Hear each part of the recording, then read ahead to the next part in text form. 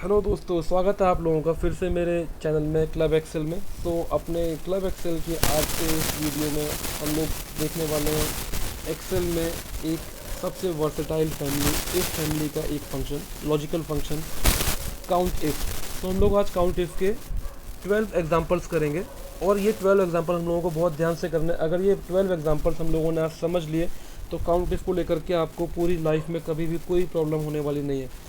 तो दोस्तों आगे बढ़ते हैं। उससे पहले आप लोग प्लीज़ मेरे वीडियोस को लाइक करो, शेयर करो और मेरे चैनल को सब्सक्राइब करो, सो दैट हमारी लर्निंग ऐसे ही कंटिन्यू होती रहे।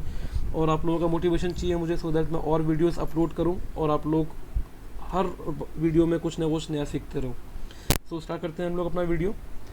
सो ये मेरे पास एक डेटा है। कॉलम ए में मेरे पास कुछ प्रोसेस नेम है, कॉलम बी में एजेंट नेम्स हैं, कॉलम सी में सेल्स है और ये मेरे पास क्वेश्चंस या क्राइटेरियाज है जिनको लेकर के मुझे अपना रिज़ल्ट निकालना है कॉलम ई में। लेकिन उससे पहले बहुत ही एक इम्पोर्टेंट चीज़ जो यहाँ है, ए कॉलम A18 में all questions must be answered using count if, यानी कि इन क्वेश्चंस का आंसर निकालने के लिए हम लोगों को काउंट इफ के अलावा कोई और फंक्शन यूज़ नहीं करना है।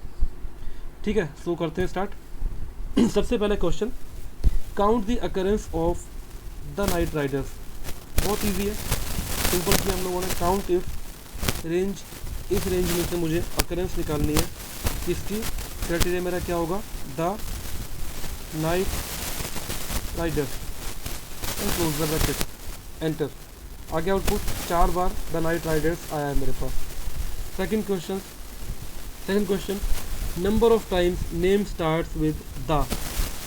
इस रेंज में A2 से लेके A15 तक कितनी बार जो टीम का नाम है वो 10 से स्टार्ट हुआ है।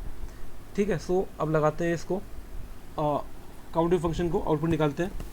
काउंट इफ रेंज क्या होगी मेरी? अगेन सेम, A2 से A15 एंड क्राइटेरिया मेरा क्या होगा? अब क्राइटेरिया मुझे यहाँ पर नाम स्टार्ट होना चाहिए दा से, बट आप सिर्फ दा लिखोगे तो आपका आउटपुट नहीं आएगा। दा के बाद कितने भी कैरेक्टर्स हो सकते हैं, तो अननोन नंबर ऑफ कैरेक्टर्स के लिए हम लोग यूज़ करते हैं वाइल्ड कार्ड। आपको याद होगा, star and close the bracket. मुझे बता दिया दा से स्टार्ट होने वाले 7 नेम्स हैं मेरे पास जो दा से स्टार्ट हो रहे हैं। ठीक है, same way number of times name ends with S. ऐसे कितने नाम हैं जो एस कैरेक्टर से एंड हो रहे हैं, ख़त्म हो रहे हैं। फिर से वही, अभी हम लोगों ने ये जो कॉन्सेप्ट है वो किया था इस पिछले एग्जाम्पल में, पिछले क्वेश्चन में। ठीक है, मैंने इसको रेंज दिया। देन क्राइटेरिया मेरा क्या होगा? क्राइटेरिया अब जैसा हमने बात की थी अभी पिछले क्वेश्चन में कि स्टार का मतलब है अननोन नंबर ऑफ कैरेक्टर्स, यानी कि इन्फिनाइट नंबर ऑफ कैरेक्टर्स, कितने भी हो सकते हैं एक स्टार लगाने के बाद, बट उसको मैं बताना होता है कि किस पर्टिकुलर अल्फ़ाबेट या वर्ड से पहले या उसके बाद। सो मैं इसको बोलता हूँ, जैसे हमने पिछले में किया था कि दा के बाद कितने भी कैरेक्टर्स हो सकते हैं, अब मैं इसको बोलता हूँ कि एस से पहले कितने भी कैरेक्टर्स हो सकते हैं, यानी कि वाइल्ड कार्ड अब मैं लगाऊंगा एस से पहले and close the bracket, enter. So इसने मुझे आउटपुट दे दिया कि ऐसे 10 नेम्स हैं जो एस से एंड हो रहे हैं। अब मेरे पास नेक्स्ट क्वेश्चन है, number of teams include D E in sequence. ऐसे कितनी टीम्स हैं जिसमें डी ई, 2 ये जो कैरेक्टर्स हैं ये आए हैं और एक ही सीक्वेंस में एक साथ है। सो लगाते हैं फिर से काउंट इफ एंड ये मेरा क्राइटेरिया रेंज है एंड ये मेरा क्राइटेरिया है। क्राइटेरिया मेरा क्या होगा? ये बोलता है कि डी ई एक सीक्वेंस में होना चाहिए। सो इन्वर्टेड कॉमा स्टार्ट, अब मैं इसको देता हूँ डी ई। सो अभी हमने बात की थी वाइल्ड कार्ड की कि आप एक पर्टिकुलर कैरेक्टर या वर्ड दोगे, उसके आगे पीछे स्टार लगा के उसको बता दोगे कि मुझे पता नहीं है कि आगे पीछे कितने वर्ड्स हैं, कितने कैरेक्टर्स हैं। सेम कॉन्सेप्ट यहाँ यूज़ करेंगे। मैंने स्टार लगाया and then D E and then star. अब मुझे पता नहीं है कि डी ई से पहले कितने कैरेक्टर्स या वर्ड्स हैं, डी ई के बाद कितने कैरेक्टर्स या वर्ड्स हैं। मुझे सिर्फ ये काउंट बताओ कि डी ई एक सीक्वेंस में अकरेंस कितनी बार हो रही है इसकी। Close the bracket, enter. 11 times ऐसा हुआ है इस पर्टिकुलर रेंज में जब डी ई एक सीक्वेंस में आया मेरे पास। नेक्स्ट क्वेश्चन, थोड़ा सा ट्रिकी क्वेश्चन आया। Number of cells contain and E and S at 4th and 10th position. ऐसे कितने नेम्स हैं जिसमें 10 कैरेक्टर्स हैं और उस नेम में ई 4th पोजीशन पर होना चाहिए और एस 10th पोजीशन पर होना चाहिए। सो करते हैं स्टार्ट। काउंट इफ एंड ये मेरी रेंज है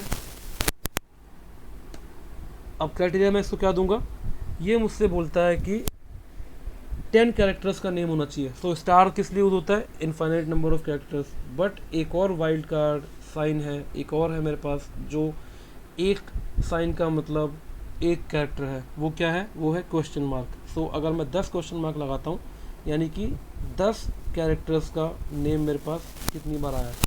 बट मुझे यहाँ 10 क्वेश्चन मार्क नहीं लगाना है, मुझे इसको बताना है साथ साथ कि 4th पोजीशन पर ई और 10th पर एस होना चाहिए। तो मैं क्या करूँगा, 1 2 3 एंड 4 पर क्या होगा ई, 5 6 7 8 9 एंड 10th पर क्या होगा S, invert comma close and close the bracket enter. 4 names मेरे पास ऐसे हैं जिसमें 10 कैरेक्टर्स हैं और ई चौथे नंबर पर है, एस 10th नंबर पर है उसी नाम में। ठीक है, नेक्स्ट मेरे पास अब क्वेश्चन है यहाँ पर, जिसमें मुझे ये निकालना है कि A2 से लेकर C18 तक टेक्स्ट वैल्यू कितने सेल्स में, यानी कि इस रेंज में, इसको मैं करता हूँ हाईलाइट, इस पर्टिकुलर रेंज में टेक्स्ट वैल्यू कितने सेल्स में है।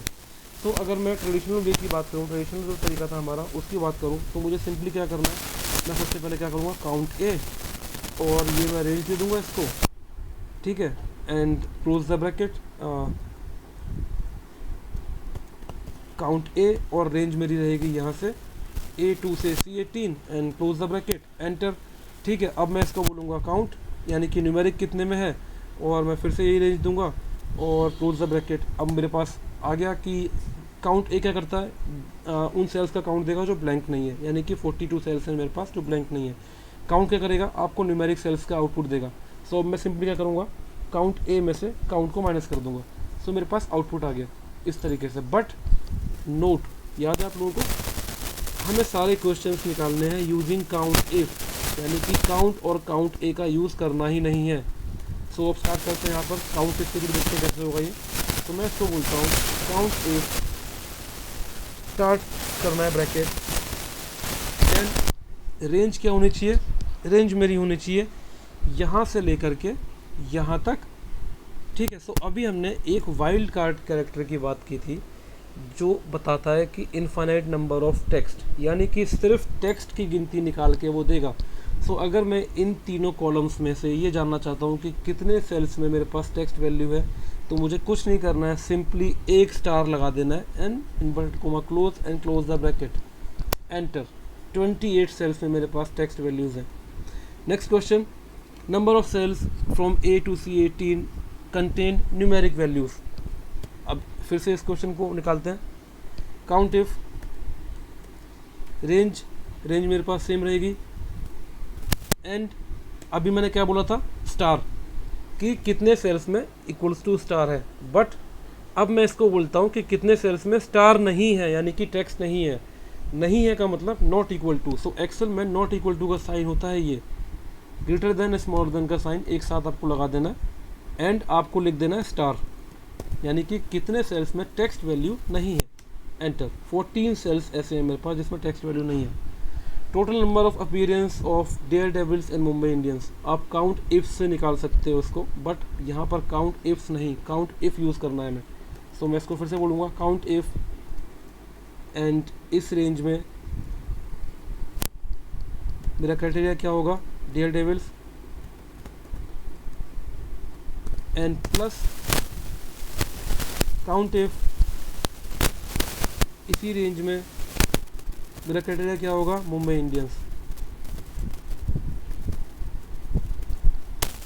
आउटपुट आ गया आपका 6 ऐसे हैं दोनों का मिला करके। ठीक है, देन नेक्स्ट है मेरे पास, बहुत इजी है तो सभी को आता है, cells greater than 400, count if, cells निकालना है मुझे, तो रेंज मेरी ये वाली होगी कॉलम सी की, एंड मेरा क्राइटेरिया क्या होगा, greater than 400, close the bracket. Same way down fill किया मैंने इसको, नेक्स्ट में मुझे आउटपुट निकालना सेल्स लेस देन 400, एंटर। आ गया आपका आउटपुट। अब ये लास्ट वाला क्वेश्चन क्या बोलता है, जो 11th क्वेश्चन है मेरे पास, सेल्स नॉट इक्वल टू 491। सो अभी हमने देखा था नॉट इक्वल टू का साइन क्या होता है, बहुत ईजी है, अब तो हम सबको ये चीज़ आती है।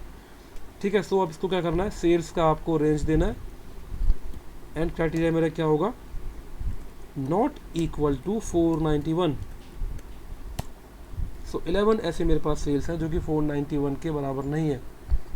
ईजी है, सारे क्वेश्चंस हो गए, 11 क्वेश्चंस हम लोगों ने कर लिए। बट स्टार्टिंग में हमने क्या बात की थी कि 12 क्वेश्चंस 12 एग्जांपल्स हम लोग करने वाले हैं। सो अब आते हैं लास्ट एग्जांपल के ऊपर, जो कि है डुप्लीकेट एंट्रीज़ को निकालना एक रेंज में से। सो अगर एक्सेल में डुप्लीकेट एंट्रीज़ को निकालने का हम लोग देखें कि कितने तरीके से निकाल सकते हैं। तो कौन कौन से वेज होते हैं, एक तो होता है आपका कंडीशन फॉर्मेटिंग, सेकेंड वे होता है आपका डुप्लीकेट वैल्यूज़ डेटा में जाकर के, थर्ड ऑप्शन होता है आपका advance filter, and last option जो भी हम लोग करने वाले हैं काउंट इफ़, क्योंकि हम लोगों को अपने सारे के सारे आउटपुट निकालने हैं using count if. So guys ये सारे जो हम लोगों ने एग्जांपल्स किए, these all are interview questions. Remember, अगर आप लोगों ने ये चीज़ें कर ली तो काउंट इफ से लेकर के इंटरव्यू में क्वेश्चन आएगा तो आप बहुत ही ईजिली कर सकते हो उस चीज़ को। ठीक है, सो अब आगे बढ़ते हैं। सो मेरे पास यहाँ पर एक रेंज है और इस रेंज से मुझे डुप्लीकेट वैल्यूज़ निकालनी है, अकरेंस निकालनी है कि अगर नाइट राइडर्स पहली बार आया तो 1 आए, डे डेविल पहली बार है 1 आए, मुंबई इंडियंस पहली बार है 1, किंग्स 11 पहली बार है 1, अब नाइट राइडर्स दूसरी बार आया तो यहाँ 2 आएगा, डे डेविल्स के लिए 2 आएगा, हैदराबाद सनराइजर्स हैदराबाद के लिए 1 आएगा, मुंबई इंडियंस दूसरी बार आया 2, सनराइजर्स हैदराबाद भी दूसरी बार आया 2, नाइट राइडर्स थर्ड टाइम आया तो इधर 3 आएगा, एंड सो ऑन। इस तरीके से मुझे यहाँ पर अकरेंस निकालनी है इनकी। सो सिंपल है, करते हैं इसको काउंट इफ। अब अगर मैं इसको पूरी की पूरी रेंज दे दूंगा और क्राइटेरिया अपना ये रखता हूँ A2 का, सो ये क्या करेगा, नाइट राइडर्स को इस पूरी रेंज में चेक करेगा और आपका आउटपुट निकाल के दे देगा 4। बट हमें ऐसा नहीं करना, हमें क्या करना है, हमें करना है काउंट इफ, रेंज हमें रखनी है यही, एंड क्राइटेरिया में रहेगा ये, यानी कि A2 से लेकर A2 में A2 को मैच करो। सो आपका आउटपुट आ गया 1। बट अब यहाँ पर एक कैच है, अगर मैं इसको डाउनफिल करता हूँ तो ये क्या करेगा, यहाँ पर सब में 1 1 करेगा, क्योंकि आप देखोगे डाउनफिल से क्या हो रहा है, आपकी रेंज भी सेम रखी हुई है। अब मुझे यहाँ पर सिंपली क्या करना है, स्टार्टिंग पॉइंट इसका फ्रीज कर देना है, यानी कि स्टार्टिंग पॉइंट फ्रीज रहे, नीचे वाला जो पॉइंट है वो बढ़ता रहे। तो आपको सिंपली फिल डाउन करना है, कंट्रोल D। अब आप देखोगे तो आपका स्टार्टिंग पॉइंट फ्रीज है, A2 वही है, बट नीचे वाला जो पॉइंट है A6, A7, A8, ये उन वैल्यूज़ को उस पर्टिकुलर रेंज में चेक कर रहा है। सो यहाँ पर मेरे पास अकरेंस आ गई। अब डुप्लीकेट निकालना है, बहुत ईजी है। सो आपको सिंपल क्या करना है, अगर ये वाली जो आपकी वैल्यू आई है इट इज़ ग्रेटर देन 1 है तो क्या है, डुप्लीकेट, एल्स क्या है, यूनिक। आ गया, सिंपली क्या करना है आपको, हम लोग ये वाला कॉन्सेप्ट बहुत बार कर चुके हैं, फॉर्मूला मर्जिंग वाला। इक्वल्स के बाद का सारा सेक्शन कॉपी करो, जहाँ आपने रेफरेंसिंग दी है B2 पर डबल क्लिक करो एंड पेस्ट इट, नीचे तक ड्रैग कर दो। तो ये आपके पास जहाँ जहाँ 1 है वहाँ यूनिक है, जहाँ 2 या उससे ज़्यादा है वहाँ डुप्लीकेट है। सो गाइस हम लोगों ने 12 एग्जांपल्स किए काउंट इफ के आज, और 12 क्वेश्चंस 12 कैटेगरीज हम लोगों ने किए। सो आई होप कि आप लोगों को काउंट इफ अब पूरी तरह क्लियर हो गया होगा। सो गाइस प्लीज़ मेरे चैनल को लाइक करो, सब्सक्राइब करो, मेरी वीडियोस को शेयर करो, सो दैट हमारी लर्निंग ऐसे आगे बढ़ती रहे। आप लोगों का मोटिवेशन बहुत रिक्वायर्ड है मुझे। Guys please like, share and subscribe, and guys हम लोगों की लर्निंग ऐसे ही कंटिन्यू होती रहेगी, आगे मैं और वीडियो शेयर करूँगा। So guys thank you for watching and thank you for your time.